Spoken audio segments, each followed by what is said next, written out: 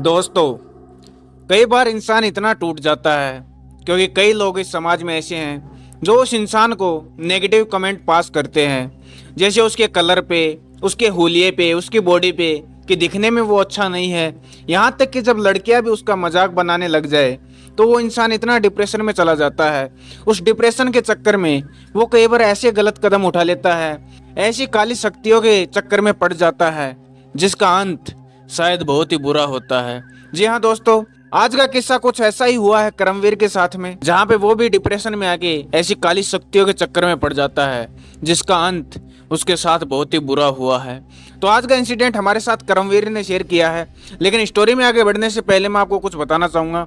अगर आपके पास में भी कोई रियल इंसिडेंट या कोई मज़ेदार स्टोरी है तो वो आप हमारे साथ में शेयर कर सकते हैं। हमारी दी गई ईमेल आईडी pankaj32549@gmail.com पर मैं उसे नरेट करूंगा अपनी आवाज़ में और आप सभी लोगों के सामने लेके आऊँगा। तो चलिए बढ़ते हैं स्टोरी में आगे। तो आज का जो रियल इंसिडेंट है वो हमारे साथ करमवीर ने शेयर किया है। करमवीर बेसिकली जयपुर के पास में एक छोटा सा गांव है, वहाँ पे रहता है। करमवीर की फैमिली पैसों के मामले में काफ़ी अच्छी है, ऐसा नहीं है कि वो मिडिल क्लास है, अच्छी खासी अमीर फैमिली उसकी है। लेकिन करमवीर बचपन से ही दिखने में अच्छा नहीं है, थोड़ा सा कलर भी उसका काला है और बचपन से ही उसकी आंखों में भी दिक्कत थी। इसकी वजह से उसको बचपन से ही चश्मा लगवा रखा है, तो दिखने में वो इतना अच्छा नहीं है। जब भी वो स्कूल में जाता है या कहीं भी अपनी गली में निकलता है, गांव में निकलता है, तो सभी लोग उसका मजाक उठाते हैं, उसको अंधा अंधा बोलते हैं, उसको काला बोलते हैं। स्कूल में वो जब जाता है तो सभी जो लड़के वगैरह हैं सभी उसका मजाक उठाते हैं। वो इस चीज़ से बहुत ज़्यादा परेशान रहता है। धीरे धीरे करके वो 12th क्लास में पहुंचता है, लेकिन उसका मजाक वो जो कंटिन्यू बन रहा था उससे वो बहुत ही परेशान रहता है। इसके चक्कर में उसके जो स्कूल में मार्क्स आते थे वो भी बहुत ज़्यादा कम आते थे, क्योंकि वो स्टडी में फोकस नहीं कर पाता था, क्योंकि लोगों के जो वो कमेंट्स थे उसके दिमाग में वो घूमते रहते थे। यहाँ तक कि लड़कियाँ भी उसका मजाक उठाया करती थी, उसके बारे में पता नहीं क्या क्या गलत बोला करती थी, उसको अलग अलग नाम लेके चिढ़ाया करती थी। करमवीर बहुत ही दुखी रहने लग गया था, बहुत ही ज़्यादा उसके दिमाग में डिप्रेशन रहने लग गया था कि लोग मेरा मजाक उड़ाते हैं, मैं अच्छा नहीं हूँ दिखने में। खैर 12th वो कंप्लीट करता है, उसके बाद में वो अपनी कॉलेज की जर्नी स्टार्ट करता है। कॉलेज में जाने के बाद में भी उसके साथ यही सेम कंडीशन रहती है। वैसे ही कॉलेज के जो स्टूडेंट हैं वो भी उसका मजाक बनाते हैं, यहाँ तक कि लड़कियाँ भी उसका मजाक बनाती है। धीरे धीरे समय निकल रहा था, वो डेली कॉलेज जाता था आता था। तभी कॉलेज में उसे एक लड़की दिखाई देती है जिसका नाम होता है पिंकी। पिंकी दिखने में बहुत ही ज़्यादा सुंदर थी, बहुत ही क्यूट लड़की थी। करमवीर का दिल कहीं ना कहीं पिंकी के ऊपर आ जाता है। आज तक वो किसी भी लड़की को उसने प्रपोज वगैरह नहीं किया था, क्योंकि उसके अंदर कभी भी इतना कॉन्फिडेंस आया नहीं। लड़कियां उसका मजाक उठाती हैं, लेकिन आज उसको पहली बार ऐसी फीलिंग आई जैसे कि पिंकी के लिए उसके दिल में कुछ ना कुछ है। वो उसको डेली देखता, डेली नोटिस करता, लेकिन वो उसको कुछ जाके बोल नहीं पाता। एक दिन की बात, सारे कॉलेज की कैंटीन में बैठे थे, सभी अपना खाना पीना खा रहे थे। तभी पिंकी एक टेबल पे अकेली बैठी थी। करमवीर से रुका नहीं गया, करमवीर पिंकी के पास में जाता है और उसको अपनी दिल की बात बोलता है कि पिंकी, मैं तुमसे प्यार करता हूँ। बस इतना ही उसने बोला था कि पिंकी वहीं पे खड़ी होती है और उसको एक चांटा लगा देती है और सभी के सामने बोलती है कि तेरी औकात क्या है, तेरी शक्ल देख पहले आईने में, तो मेरे को प्रपोज करेगा। तो करमवीर बहुत ही बेइज्जती फील करता है वहाँ पे अपनी, और नीची गर्दन करके वो तुरंत वहाँ से अपने घर निकल जाता है।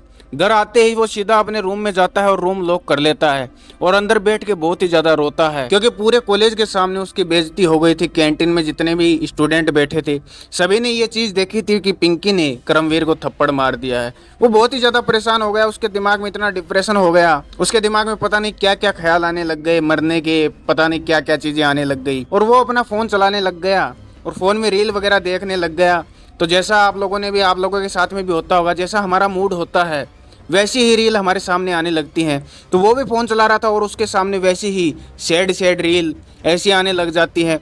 वो उसको देख के और भी ज़्यादा डिप्रेशन में चला जाता है और ज़्यादा परेशान होने लगता है कि रील स्क्रॉल करते करते उसके सामने एक रील आती है जिसके ऊपर लिखा था पिशाचनी साधना। वो उसको ध्यान से देखता, उसमें बताया जा रहा था कि पिशाचनी साधना करने से आपको एक ऐसी सुंदर लड़की मिलती है जो पूरी दुनिया में ऐसी लड़की आपने कभी भी नहीं देखी होगी। वो लड़की आपके साथ में रहती है, आपकी गर्लफ्रेंड बनती है, आपके साथ में संभोग क्रिया करती है, और आप जो भी उससे चाहें, पैसा धन दौलत कुछ भी चाहे, कुछ भी उससे मांगोगे तो वो आपको दे देगी। वो ये चीज़ देख के उसके ऊपर फोकस करता है और उसके बारे में और रिसर्च करने लग जाता है। यूट्यूब पे सर्च मारता है, इंटरनेट, ब्राउज़र, सभी जगह पे वो उसके बारे में रिसर्च करने लग जाता है। उसके बाद में उसको पता चलता है बहुत सी साधनाओं के बारे में, करण पिशाचनी साधना, यक्षिणी साधना, अप्सरा साधना, बहुत सी साधनाओं के बारे में उसे पता चल जाता है। जब वो उनके बारे में रिसर्च करता है कि इनको कैसे सिद्ध किया जा सकता है, तो उसे पता चलता है कि इसके लिए आपको एक गुरु की जरूरत है। लेकिन उसने सोचा कि गुरु मेरे को कहाँ पे मिलेगा, तो वो उसकी तलाश में और ज्यादा रिसर्च करता है। तो उसको पता चलता है कि एक शहर के पास में जंगल है, जहाँ पे ऐसे लोग मिलते हैं, ऐसे तांत्रिक वगैरह मिलते हैं जो उसको ये सिद्धि, ये साधना सिद्ध करवा सकते हैं, किसी पिशाचनी को वो सिद्ध करवा सकते हैं। तो वो अपने घर वालों को बोलता है कि देखो मेरा थोड़ा सा मूड खराब है, मेरे को थोड़े दिन के लिए बाहर घूमने के लिए जाना है। तो घर वाले भी, मैंने आपको बताया, जैसे बढ़िया रिच फैमिली थी, तो उसको मना नहीं करते हैं, बोलते हैं कि ठीक है, अगर तेरा मन है घूमने का तो कुछ दिन तू घूम ले, और वैसे भी तो कॉलेज ही तो है, कॉलेज में 10-15 दिन अगर तू छुट्टी भी मार लेगा तो क्या ही हो जाएगा, थोड़ा तेरा मूड अच्छा हो जाएगा, तेरी इच्छा है घूम ले। घर वालों को कहीं ना कहीं पता था कि बच्चा परेशान रहता है, लोग इसके लिए ऐसे ऐसे नेगेटिव कमेंट पास करते हैं, तो घर वाले भी उसको बोल देते हैं कि ठीक है तू घूमने चला जा, कोई दिक्कत नहीं है। तो कर्मवीर दूसरे दिन अपने घर से निकलता है और जैसा उसने इंटरनेट पे देखा था, रिसर्च की थी, वो उसी शहर में पहुंचता है। और उस शहर में पहुंचने के बाद में वो जंगलों की तरफ निकलता है। वो जैसे ही जंगलों की तरफ निकलता है तो उसको कई बाबा ऐसे मिलते हैं, लेकिन जो वो चाहता था, पिशाचनी साधना या कोई करण पिशाचनी साधना, यक्षिणी साधना, ऐसा बाबा उसको कोई भी नहीं मिलता है जो उसको ये साधनाएं सिद्ध करवा सकता है। वो बहुत ही ज़्यादा परेशान हो गया था। 3-4 दिन उसने बहुत ही खोज की, किसी बाबा की, किसी गुरु की, लेकिन उसको ऐसा कोई भी इंसान नहीं मिलता जो उसको ये साधनाएं सिद्ध करवा सकता था। वो परेशान हो गया था और वहीं पे वो एक जंगल में एक जगह थी, वहाँ पे वो बैठ जाता है। वहाँ पे बैठा बैठा वो बहुत ही दुखी था। उसके दिमाग में वही फिर से पहली वाली चीज़ें चल रही थी, कैसे उस लड़की ने उसको थप्पड़ मारा, कैसे लोग उसके लिए नेगेटिव कमेंट पास करते हैं।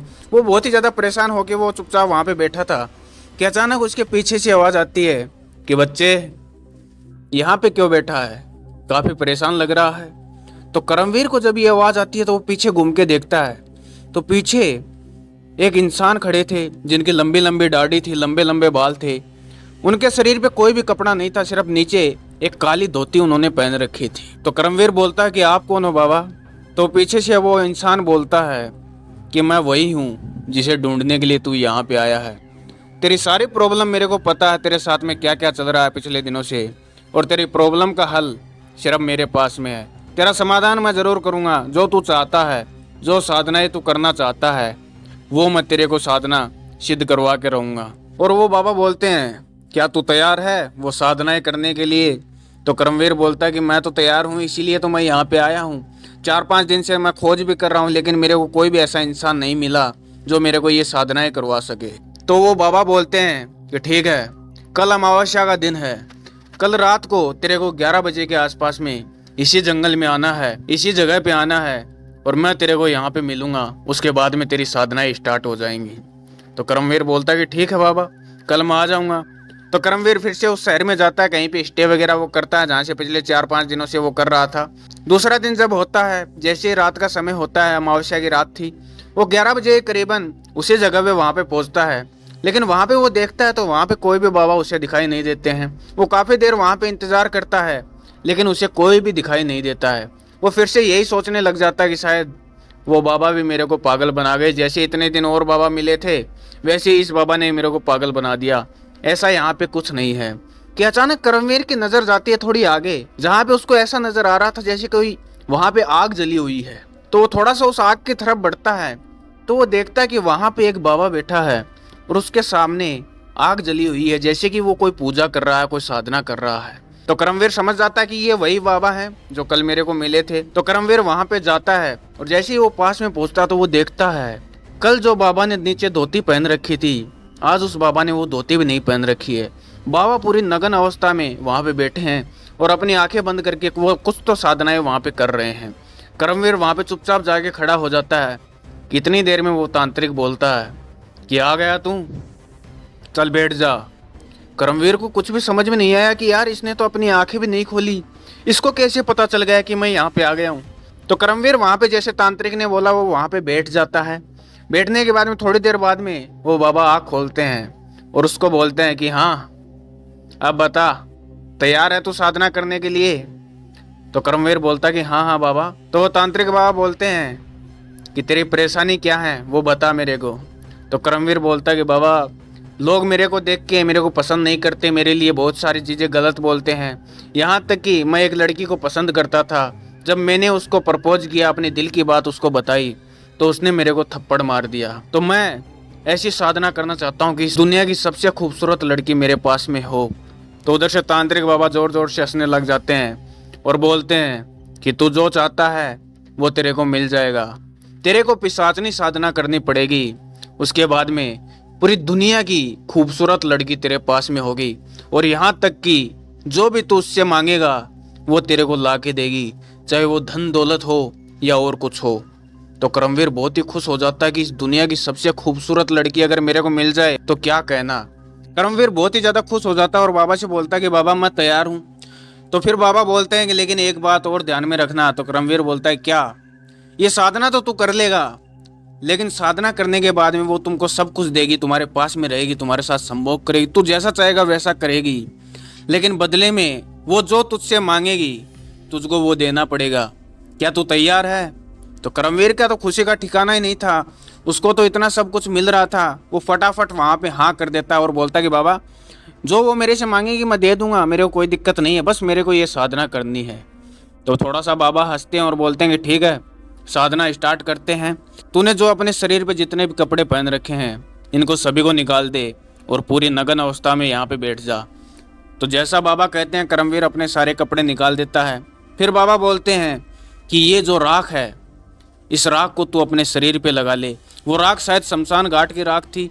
उस राख को कर्मवीर अपने शरीर पे लगा लेता है और बाबा के सामने बैठ जाता है। फिर बाबा बोलते हैं कि ये जो साधना है ये 7 रातों तक हमें चलेगी। दिन में तू कुछ भी कर सकता है, लेकिन 7 रात तक कंटिन्यू ये साधना हमारी चलेगी, उसके बाद में ही तेरी साधना कंप्लीट हो पाएगी। तो कर्मवीर बोलता है कि ठीक है बाबा जैसा आप बोलो। तो तांत्रिक बोलते हैं कि अब देख मैं जो भी मंत्र बोलूँगा वो तू मेरे साथ साथ दोहराएगा। तो ऐसा ही होता है, तांत्रिक कुछ मंत्र वगैरह बोलने लगता है और कर्मवीर वही उसके पीछे पीछे दोहराने लगता है। ऐसे करते करते पहला दिन कंप्लीट हो जाता है। दूसरा दिन आता है, जैसे ही दूसरी रात आती है फिर से वो साधना स्टार्ट होती है। ऐसे करके 7 दिन कंप्लीट हो जाते हैं। जैसे ही 7वीं रात कंप्लीट होती है तो तांत्रिक बोलता है कि अब तेरी साधना कंप्लीट हो चुकी है, अब तू यहाँ से जा सकता है, लेकिन तुझे एक काम करना पड़ेगा, अभी वो लड़की तेरे को दिखाई नहीं देगी। तो कर्मवीर बोलता है कि क्या करना पड़ेगा बाबा? तो तांत्रिक के पास में एक कंकाल था, वो कंकाल निकाल के कर्मवीर को देते हैं और बोलते हैं कि इस कंकाल को तू तेरे घर पे ले जा और डेली इस कंकाल के ऊपर तुझे मूत्र करना होगा, तुझे इस पे रात को डेली पेशाब करना होगा इसके ऊपर। उसके बाद में जैसे ही 5-6 दिन का टाइम निकलेगा उसके अंदर अंदर ही तुझे वो लड़की मिल जाएगी, तेरे पास में आ जाएगी। तो कर्मवीर बहुत ही खुश हो जाता है कि यार इतना आसान, मैंने तो सोचा पता नहीं क्या क्या करना पड़ेगा, कुछ भी नहीं हुआ। 7 दिन साधना की है और इस कंकाल के ऊपर सुसुई तो करना है। तो कर्मवीर बोलता है कि ठीक है बाबा मैं ये सब कर लूँगा। कर्मवीर उस कंकाल को लेता है और बहुत ही खुशी से वो अपने घर पे चला जाता है। लेकिन जितना उसको आसान लग रहा था उसका अंत उतना ही खराब होना था। वो अपने घर पे पहुंच जाता है, सीधा अपने घर पे घर वाले पूछते हैं कि घूम आया, हो गई तेरी ट्रिप? तो घर वालों को बोलता है कि हाँ हाँ बहुत अच्छे से ट्रिप हुई है, मेरा मूड अच्छा हो गया है। वो सीधा अपने कमरे में चला जाता है और अपना कमरा लॉक कर लेता है। जैसे ही रात का टाइम होता है वो उस कंकाल को निकालता है और उसके ऊपर अपना सुसु करता है, उसको नहलाता है जैसा बाबा ने उसको बताया था। ऐसे करते करते 1-2 दिन का टाइम निकल जाता है। अभी तक कर्मवीर कॉलेज में नहीं जा रहा था, वो अपने घर पे था। ऐसे ही वो डेली रात को करता, जैसी रात होती वो अपना सुसु उस कंकाल के ऊपर किया करता था। 4-5 दिन हो गए। एक रात वो अपने बेड पे सोया हुआ था कि अचानक रात को उसको महसूस होता है कि उसके कमरे में एक बहुत ही सुंदर खुशबू फैल गई है, उसको बहुत ही अच्छी महक आ रही है। इतने में ही उसको एक आवाज़ सुनाई देती है, कर्मवीर उठो कर्मवीर, मैं आ गई हूँ। ऐसा जब कर्मवीर ने सुना तो वो तुरंत आँख खोलता है तो वो देखता उसके कमरे के अंदर एक बहुत ही सुंदर लड़की, जो वो सोच भी नहीं सकता, उसके इमेजिन से भी बाहर इतनी सुंदर लड़की उसके कमरे में खड़ी है। वो उसको देख के थोड़ी देर तो वहाँ पे मंत्र मुक्त हो जाता है, कुछ भी नहीं बोल पाता है। फिर थोड़ी देर बाद में वो उससे बोलता है कि तुम कौन हो? तो वो लड़की बताती है कि मेरे को नहीं जानते, इतने दिन तुम मेरे को बुलाने की कोशिश कर रहे थे, जब मैं आज आ गई तो तुम मेरे को पहचान नहीं रहे हो। तो कर्मवीर समझ जाता है कि जो साधना मैंने की है वो लड़की मेरे पास में आ गई है। तो कर्मवीर बोलता है कि तुम्हारा नाम क्या है? तो वो लड़की बोलती है कि तुम मेरे को किसी भी नाम से पुकार सकते हो, आज से मैं तुम्हारी हूँ, तुम जो भी नाम लेना चाहो वो ले सकते हो। तो कर्मवीर बोलता है कि ठीक है, आज के बाद में मैं तुम्हें सुंदरी बुलाऊंगा क्योंकि तुम बहुत ज़्यादा सुंदर हो। तो लड़की बोलती है कि ठीक है कर्मवीर, आज से मेरा नाम सुंदरी है। वो लड़की उसके पास में आती है, उसके बेड पे बैठती है और उससे बोलती है कि बताओ तुम्हें क्या चाहिए। तो कर्मवीर बोलता है कि मेरे को तो सिर्फ तुम ही चाहिए हो, मैं तो तुम्हें ही चाहता था, इसलिए मैंने तुम्हारे लिए साधना की है। तो उधर से वो लड़की मुस्कुराती है और बोलती है कि कर्मवीर, मैं तो आज से तुम्हारी ही हूँ और जो भी तुम मेरे से मांगोगे मैं तुम्हें सारी चीज़ें ला के दूंगी, लेकिन एक चीज़ का तुम याद रखना। तो कर्मवीर बोलता है क्या?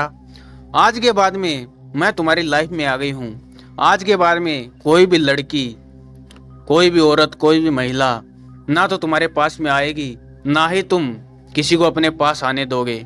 अगर ऐसा होता है तो उसके बाद में मेरे से बुरा कोई नहीं होगा, मैं तुमको मार दूंगी। तो कर्मवीर थोड़ा सा तो घबरा जाता है, लेकिन फिर बोलता है कि नहीं नहीं, मैं किसी लड़की को अपने पास में नहीं आने दूंगा, मेरी तो सब कुछ तुम ही हो। तो वो लड़की मुस्कुराती है और कर्मवीर के चेहरे पे अपना हाथ सहलाती है। थोड़ी देर बाद में वो हाथ सहलाते सहलाते उसके साथ में संभोग क्रिया करती है, जो कि कर्मवीर भी चाहता था उसको लड़की मिले और उसके साथ वो भी संभोग क्रिया करें। थोड़ी देर बाद में कर्मवीर को नींद आ जाती है। जैसे ही कर्मवीर सुबह उठता है तो उसकी सुबह बहुत ही फ्रेश फील हो रही थी, उसको बहुत अच्छा लग रहा था। आज वो अंदर से इतना खुश था क्योंकि उसको वो लड़की मिल गई थी जिसको उसकी तलाश थी। आज तक लोगों ने उसको इतने ताने मारे, इतनी लड़कियां उसको भाव नहीं देती थी, आज उसके पास में ऐसी लड़की थी जो दुनिया के पास में किसी के पास में भी नहीं थी। खैर वो उठता है, नहाता है, धोता है और वो अपने कॉलेज निकलता है। और आज वो बहुत ही खुशी से अपने कॉलेज में जा रहा था। जैसे ही वो कॉलेज में जाता है तो उसके एक दो फ्रेंड थे जो लड़के थे, वो उनको बताता है कि मेरे पास में भी अब गर्लफ्रेंड है और मेरे पास ऐसी गर्लफ्रेंड है जो तुम लोग कभी सोच भी नहीं सकते। तो वो लड़के उसके दोस्त हैं, वो बोलते हैं कि अबे चल, तेरी भी कोई गर्लफ्रेंड बन सकती है क्या, शक्ल देख पहले तेरी। तो कर्मवीर को थोड़ा बुरा लगता है और बोलता है कि तुम्हें विश्वास नहीं है, चलो ठीक है, मैं तुम्हें मेरी गर्लफ्रेंड से मिलाऊंगा। तो वो लड़के बोलते हैं कि हाँ हाँ, गर्लफ्रेंड से मिलाना, हम भी तो देखें ऐसी कौन सी लड़की है जो तेरे से प्यार कर बैठी है। तो कर्मवीर बोलता है कि ठीक है, मैं मेरी गर्लफ्रेंड को बोलूँगा, वो तुमसे मिलने के लिए आएगी। तो कर्मवीर कॉलेज से शाम को छुट्टी होने के बाद में अपने घर पे आ जाता है। जैसे रात होती है वो फिर से उस लड़की को याद करता है और वो लड़की उसके सामने आ जाती है। वो लड़की आते ही कर्मवीर सीधा उसको यही बोलता है कि यार सुनो, एक बात बोलनी है। तो वो लड़की बोलती कि हाँ हाँ बोलो, क्या बात करनी है। तो वो बोलता है कि मेरे दोस्त हैं, वो तुमसे मिलना चाहते हैं, मैं भी उनको दिखाना चाहता हूँ कि मेरे पास में भी गर्लफ्रेंड है और कितनी सुंदर लड़की मेरी ज़िंदगी में है। तो लड़की बोलती है कि नहीं नहीं, मैं सिर्फ तुम्हारे लिए हूँ, मैं किसी के सामने नहीं आऊँगी, ना ही मैं किसी से मिलूँगी, ये चीज़ अपने दिमाग से निकाल दो। तो कर्मवीर थोड़ा सा उदास हो जाता है कि यार मैंने तो अपने दोस्तों से वादा कर दिया है। फिर वो लड़की बोलती है कि देखो उदास मत हो, मैं किसी दूसरे के सामने तो नहीं आ सकती, लेकिन और कोई तुम्हारी अगर विश है, कोई डिमांड है तो वो मैं तुम्हारी पूरी कर सकती हूँ। तो कर्मवीर बोलता है कि यार मेरे आंखों पे चश्मा लगा है, मेरा रूप ऐसा है, मेरे को लोग पसंद नहीं करते, मेरे को ताना मारते हैं, क्या तुम मेरे को ऐसा बना सकती हो कि लोग मेरे को ताना मारना छोड़ दें। तो वो लड़की हंसती है और बोलती है कि कर्मवीर तुम चिंता मत करो, आज के बाद में तुम पर कोई भी नहीं हंसेगा, आज के बाद में तुम्हें कोई भी ताना नहीं मारेगा। और वो लड़की कर्मवीर के ऊपर हाथ फेरती है अपना, और कर्मवीर अचानक से पता नहीं इतना सुंदर दिखने लग जाता है। जो चश्मा उसने पहन रखा था वो उतारने के बाद में भी उसको क्लियरली दिखाई दे रहा था। कर्मवीर ये देख के बहुत ही ज़्यादा खुश हो जाता है और वो उसके गले लग जाता है। और उसके बाद में जैसा आप सभी ने सोचा वैसा ही वो फिर से एक दूसरे के साथ में संभोग क्रिया करते हैं। दूसरा दिन जैसे ही होता है कर्मवीर फिर से अपनी कॉलेज में जाता है, लेकिन आज उसको देख के कॉलेज के सारे स्टूडेंट पागल हो रहे थे कि अचानक से कर्मवीर इतना सुंदर कैसे हो गया, इतना सुंदर कैसे दिखने लग गया। चश्मा भी आज उसके चेहरे पे नहीं था। सभी उसके देख के हैरान हो रहे थे कि उसके दोस्त उसके पास में आता है और बोलते हैं अबे ओए, तूने ऐसा क्या कर लिया, मेकअप वेकअप करके आया है क्या, आज ऐसा अचानक से कैसे बदल गया। तो कर्मवीर उनको देख के मुस्कुराता है। फिर वो लड़के बोलते हैं कि तू तो तेरी गर्लफ्रेंड से मिलाने वाला था ना, कहाँ पे है तेरी गर्लफ्रेंड, मिलाया नहीं तूने। तो कर्मवीर अब उनको क्या जवाब दे। क्योंकि उस लड़की ने तो करमवीर को मना कर दिया था। तो करमवीर बोलता है कि यार उस लड़की ने मिलने के लिए मना कर दिया है, वो तुमसे नहीं मिलेगी। तो उसके दोस्त बोलते हैं कि अबे होगी तब मिलेगी ना। तो करमवीर को ये सुन के फिर से गुस्सा आ जाता है और वो बोलता है कि ठीक है, तुम्हें मेरी गर्लफ्रेंड से मिलना है ना, एक काम करना, रात को वो लड़की जब मेरे पास में आती है तो तुम मेरे घर के पास में आना और मेरे कमरे की जो खिड़की है उस खिड़की से तुम देखना। तो वो लड़के बोलते हैं कि ठीक है, घर पे भी आ जाएंगे, देख लेंगे कौन सी गर्लफ्रेंड तेरे पास में आती है। तो करमवीर वहाँ से फिर से अपने घर पे आ जाता है। जैसे ही कॉलेज की छुट्टी होती है, वो अपने कमरे में जैसे ही रात होती है फिर से उस लड़की को याद करता है और वो लड़की उसके सामने फिर से आ जाती है।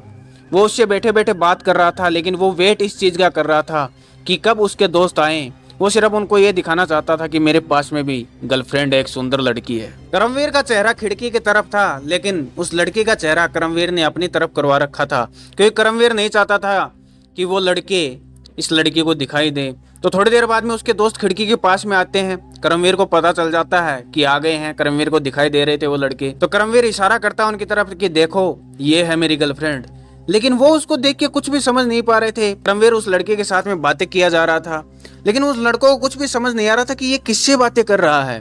थोड़ी देर बाद में वो लड़के वहां से चले जाते हैं।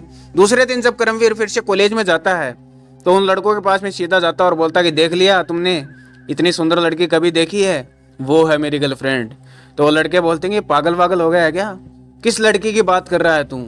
तो करमवीर बोलता है क्यों, कल रात तुमने देखी नहीं क्या। तो वो लड़के बोलते हैं कि अबे ओए सुन, तू अकेला वहां पे बैठा था, तेरे पास में कोई लड़की नहीं थी, हमें तो लगता है तेरा दिमाग खराब हो गया है, तू पागल वागल हो गया है। तो करमवीर बोलता है कि क्यों, जल रही है ना तुम लोगों की कि मेरी भी गर्लफ्रेंड है और इतनी सुंदर लड़की देख के। तो वो लड़के बोलते हैं कि हमारी क्यों जलेगी भाई, जब कोई लड़की तेरे पास में नहीं है। तो करमवीर ने सोचा कि ये मेरे को पागल बना रहे हैं, इनको सहन नहीं हो रहा है कि मेरी भी गर्लफ्रेंड बन गई है। करमवीर बहुत ही ज्यादा खुश था, वो अपनी लाइफ में अब मजे ले रहा था। उसकी जो प्रॉब्लम थी, उसके पास में जो गर्लफ्रेंड कोई नहीं बन रही थी, उसके पास गर्लफ्रेंड मिल गई थी। वो पहले सुंदर नहीं दिख रहा था, वो सुंदर लगने लग गया था। वो बहुत ही ज़्यादा खुश रहने लग गया था। धीरे धीरे वो डेली कॉलेज में जाता, रात का समय होता तो वो लड़की उसके पास में आती, उसके साथ में संभोग क्रिया करती, उससे मिलती, उससे प्यारी प्यारी बातें करती। अगर किसी चीज़ की करमवीर को ज़रूरत पड़ती तो वो लड़की उसे ला के दिया करती। करमवीर अब अपने परिवार वालों, अपने घर वालों को भी किसी भी चीज़ की डिमांड वो नहीं करता। एक दिन वो अपनी कॉलेज की कैंटीन में अकेला बैठा था, तभी वहाँ पे पिंकी आती है। कुछ याद आया पिंकी से आपको? हाँ, ये वही लड़की है जिसने करमवीर को थप्पड़ मारा था। पिंकी उसके पास में आती है और वहाँ पे बैठती है। करमवीर को तो कहीं ना कहीं पहले से प्यार था पिंकी पे, लेकिन थप्पड़ मारने के बाद में कभी भी करमवीर ने पिंकी की तरफ देखा ही नहीं। तो पिंकी उसके पास में आती है और वहाँ पे बैठती है और करमवीर से बोलती है कि करमवीर यार मुझे माफ़ कर दो, मैंने तुम्हें सबके सामने थप्पड़ मार दिया, तुमको पता नहीं क्या क्या उल्टा सीधा बोल दिया। तो करमवीर ये देख के हैरान हो जाता है कि ये लड़की मेरे से माफ़ी मांग रही है। तो करमवीर को कहीं ना कहीं पहले से ही वो पसंद थी, उसके लिए प्यार था। तो करमवीर बोलता है कि कोई बात नहीं, हो जाता है ऐसा, कोई बात नहीं, मैंने तुमको माफ़ किया। फिर पिंकी बोलती है कि करमवीर मैं तुमसे कुछ कहना चाहती हूँ, अगर तुम बुरा ना मानो तो। तो करमवीर बोलता है कि बोलो, क्या बोलना है। तो पिंकी बोलती है करमवीर मैं भी तुमको बहुत ज़्यादा पसंद करने लग गई हूँ और तुमसे प्यार करने लग गई हूँ, क्या तुम मेरे बॉयफ्रेंड बनोगे। करमवीर जब ये सुना तो करमवीर के तो खुशी के ठिकाने नहीं रहे, क्योंकि जिस लड़की को वो पसंद करता था, जिस लड़की को वो अपना बनाना चाहता था, आज वो खुद सामने से उसको प्रपोज कर रही है। तो करमवीर उसको हाँ कर देता है। वो ये सारी चीज़ें भूल जाता है कि उसकी लाइफ में कोई पिशाचनी साधना उसने कर रखी है और उसने उसको कोई वादा कर रखा है। करमवीर उसको हाँ कर देता है और उनका रिलेशन चलने लग जाता है। लेकिन करमवीर अब उस पिशाचनी को बोल चुका था। जब वो घर पे जाता है रात को, तो आज वो उस पिशाचनी को नहीं बुलाता है। और मैं बताता हूँ, जब भी वो पिशाचनी को याद करता था तभी वो पिशाचनी उसके सामने आया करती थी। 2-3 दिन निकल जाते हैं, करमवीर सिर्फ पिंकी के अंदर खोया हुआ था, वो उस पिशाचनी को भूल जाता है। धीरे धीरे करमवीर की और पिंकी की आपस में बातें बढ़ने लग जाती हैं, उनका प्यार बढ़ने लग जाता है। एक दिन करमवीर और पिंकी प्लान करते हैं कि वो कॉलेज से बंक मार के एक होटल रूम में जाएंगे, एक दूसरे के साथ टाइम स्पेंड करेंगे। और वो ऐसा ही करते हैं। जैसे ही कॉलेज में आते हैं, वो कॉलेज बंक मार के अपनी कॉलेज से निकलते हैं और एक होटल रूम बुक करते हैं। करमवीर के पास में वैसे भी पैसों की कमी नहीं थी, पैसे वाले फैमिली से था, पैसे उसके पास में हमेशा रहा करते थे। तो वो दोनों होटल के रूम में पहुंच जाते हैं, वहाँ पे कुछ टाइम स्पेंड करते हैं, कुछ आपस में बातें वगैरह करते हैं।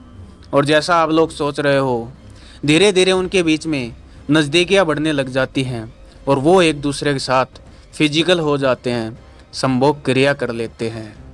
लेकिन यही सबसे बड़ी करमवीर की गलती थी। करमवीर आज बहुत ही ज़्यादा खुश था कि उसको वो लड़की मिल चुकी थी जिसको वो पहली बार पसंद किया था, और उसके साथ में उसने आज फिजिकल रिलेशन भी बना लिया।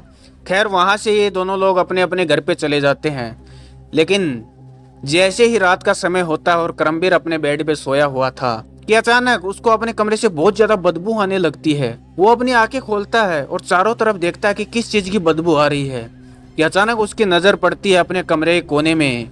वहां पे वही पिशाचनी खड़ी थी, लेकिन आज उसका रूप इतना भयानक था कि करमवीर उसको देख के डर जाता है और बोलता है कि कौन हो तुम। तो वो वहां से बोलती है कि मैंने तुमको क्या कहा था, आज से तुम मेरे और मैं तुम्हारी हर चीज़ पूरी करूँगी, लेकिन तुम मेरे को छोड़ के किसी और लड़की की तरफ देखोगे नहीं। और आज तुमने किसी लड़की के साथ में संभोग क्रिया किया, अब तुम मेरे से नहीं बचोगे और ना ही वो लड़की मेरे से बचेगी। मैं तुम दोनों को ख़त्म कर दूंगी। ये देख के करमवीर बहुत ज़ोर से चिल्लाता है। इतनी देर में उसके घर वाले उसके कमरे में पहुंचते हैं तो देखते हैं कि करमवीर बहुत ही ज़्यादा घबराया हुआ है। वो उसको बोलते हैं क्या हो गया, क्या हो गया। तो करमवीर सीधा कोने की तरफ इशारा करता है, लेकिन उनके घर वालों को वहां पे कोई भी दिखाई नहीं दे रहा था। करमवीर बहुत ही ज्यादा घबरा गया था। उसके घर वाले कैसे न कैसे करके उसको शांत करते हैं। रात को करमवीर के साथ में ही उसके घर वाले सोते हैं। उनको लगता है कि बच्चा शायद डर गया है, कोई ना कोई बुरा सपना इसने देख लिया है। जैसे तैसे वो रात निकलती है। जैसे ही दूसरा दिन होता है और करमवीर अपनी कॉलेज में जाता है तो उसको पता चलता है कि पिंकी की रात को एक अजीब तरीके से मौत हो गई है। पूरे कॉलेज में ये बात फैल चुकी थी क्योंकि पूरी कॉलेज की सुंदर लड़की पिंकी थी। करमवीर को ये जब पता चला तो करमवीर बहुत ही ज़्यादा दुखी हो जाता है और बहुत ही ज़्यादा घबरा जाता है, क्योंकि रात को उस पिशाचनी ने करमवीर को बोला था कि मैं उस लड़की को भी मार दूंगी और मैं तुम्हें भी मार दूंगी। तो पिंकी को तो मार चुकी थी, उसके प्यार को मार चुकी थी। अब बारी है तो करमवीर की। करमवीर सीधा अपने घर पे आता है और ये जो भी सारी चीज़ें हैं वो अपने मम्मी को बताता है कि ऐसे ऐसे मैं परेशान हो के वहाँ पे गया था। मैं घूमने के बहाने से किसी तांत्रिक के पास में गया और वहाँ पे मैंने ऐसी ऐसी साधनाएं की और ऐसी पिशाचनी मेरे साथ में आ गई और उसने ही उस पिंकी को मारा है, क्योंकि मैं पिंकी से प्यार करता था। उसकी मम्मी उसके पापा को ये बातें बताती है तो उसके पापा उसको चाटा मारते हैं और बोलते हैं कि तू ये सब करता है, तेरे को शर्म नहीं आई। लेकिन करमवीर के मम्मी उनको रोकती है और बोलती है कि जो हो गया वो हो गया, लेकिन हमारे बेटे की अब जान खतरे में है, हमें कुछ ना कुछ करना पड़ेगा। तो उसके पापा भी इस बात को समझते हैं और वो किसी बाबा को, किसी तांत्रिक को बुला के लाते हैं। जैसे ही वो तांत्रिक इनके घर में आते हैं तो वो सीधा करमवीर को देखते हैं और बोलते हैं कि इस लड़के ने बहुत बड़ी गलती कर दी है, इस लड़के का बचना बहुत ही ज़्यादा मुश्किल है। तो उसके पापा और उसकी मम्मी बोलते हैं कि महाराज कैसे भी करके हमारे बेटे को बचा लीजिए, हमारा एक लौता वारिस यही है, अगर इसको कुछ हो गया तो हमारा कुछ भी नहीं बचेगा। तो वो तांत्रिक बाबा बोलते हैं कि ठीक है, आप लोग चिंता मत कीजिए, मैं मेरी तरफ से पूरी कोशिश करूँगा। तो फिर वो बाबा इनके घर वालों को कुछ सामग्री लाने के लिए बोलते हैं। वो सारी सामग्री लाई जाती हैं और इनके घर में एक पूजा का सेटअप बनाया जाता है। वहाँ पे करमवीर को बिठाया जाता है और तांत्रिक बाबा बोलते हैं कि देख लड़के, ये घेरा मैंने बनाया है, इस घेरे से तू बाहर नहीं निकलना, चाहे कुछ भी हो जाए, तेरे को कोई भी आवाज़ लगाए, तेरे को कोई भी बाहर बुलाने की कोशिश करे, लेकिन इस घेरे से बाहर तू नहीं निकलेगा। तो करमवीर बोलता है कि ठीक है बाबा, मैं नहीं निकलूंगा। तो तांत्रिक बाबा वहाँ पे पूजा स्टार्ट करते हैं। थोड़ी देर पूजा चलती है, फिर करमवीर को अचानक उसकी मम्मी की आवाज़ आती है। उसके आसपास में जो उसके घर वाले बैठे थे वहाँ से सभी गायब हो जाते हैं। उसको वो बाबा भी दिखाई नहीं देते हैं जो उसके सामने पूजा कर रहे थे। पता नहीं उसके साथ में क्या हो जाता है, उसको सिर्फ अपनी मम्मी की आवाज़ आती है।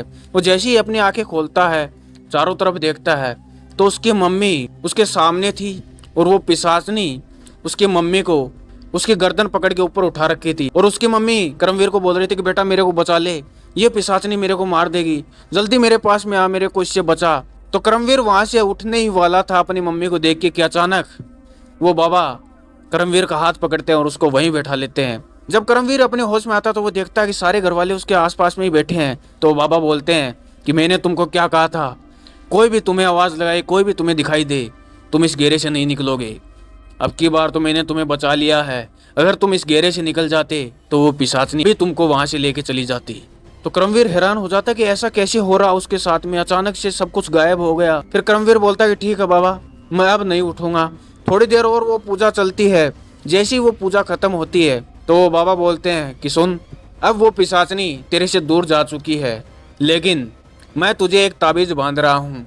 इस ताबीज को तू अपने हाथ से कभी नहीं खोलेगा। कुछ भी हो जाए, इस ताबीज को तू अपने आप से दूर नहीं होने देगा। जिस दिन बेटा ये ताबीज तेरे से दूर हुआ, उस दिन वो पिशाचनी तेरे को ले जाएगी, क्योंकि वो पिशाचनी बहुत ही गुस्से में है। उसका वादा तूने तोड़ा है, तो याद रखना ये ताबीज कभी भी दूर ना हो। तो वो बाबा उसको एक ताबीज बांधते हैं और उनके घर वालों को बोलते हैं अब आपका बेटा बिल्कुल ठीक है, लेकिन इस ताबीज का ध्यान जरूर रखना। तो ऐसा ही होता है, बाबा वहाँ से चले जाते हैं। उसके बाद में करमवीर को वो पिशाचनी कभी भी दिखाई नहीं देती है। कभी कभी उसको लगता है कि जैसे रूम में कोई ना कोई उसको प्रेजेंस फील होती है, लेकिन उसके सामने अभी तक वो पिशाचनी नहीं आई है। इन बातों को करीबन 6 साल हो चुके हैं। 6 साल पहले उसके साथ में ये चीज़ें हुई थी। जैसे मैं हर वीडियो में बताता हूँ कि ज़िंदगी में हमारे साथ में बहुत सी ऐसी चीज़ें होती हैं जिनसे हम परेशान हो जाते हैं, लेकिन ऐसी साधनाएं, ऐसी काली शक्तियों के चक्कर में कभी भी नहीं पड़ना, क्योंकि इनका अंत बहुत ही बुरा होता है। शायद करमवीर बच गया, उसकी किस्मत अच्छी थी, सही टाइम पे उसने अपने घर वालों को बता दिया। अगर वो उस दिन अपने घर वालों को नहीं बताता तो शायद उसी रात वो पिशाचनी उसको भी अपने साथ में ले जाती। तो स्टोरी आपको कैसी लगी कमेंट में मेरे को ज़रूर बताइएगा। अगर स्टोरी आपको पसंद आई है तो वीडियो को एक लाइक ज़रूर कीजिएगा, और अगर ऐसी स्टोरी आपको सुनना पसंद है तो चैनल को सब्सक्राइब जरूर कीजिएगा, क्योंकि सब्सक्राइब करने से आपको फ़ायदा ये होगा, जब भी मैं कोई नई वीडियो या नई स्टोरी अपलोड करूंगा उसका नोटिफिकेशन आपको तुरंत पहुंच जाएगा। और अगर ऐसी आपके पास में कोई रियल इंसिडेंट या कोई मज़ेदार स्टोरी है तो वो आप हमारे साथ में शेयर कर सकते हैं।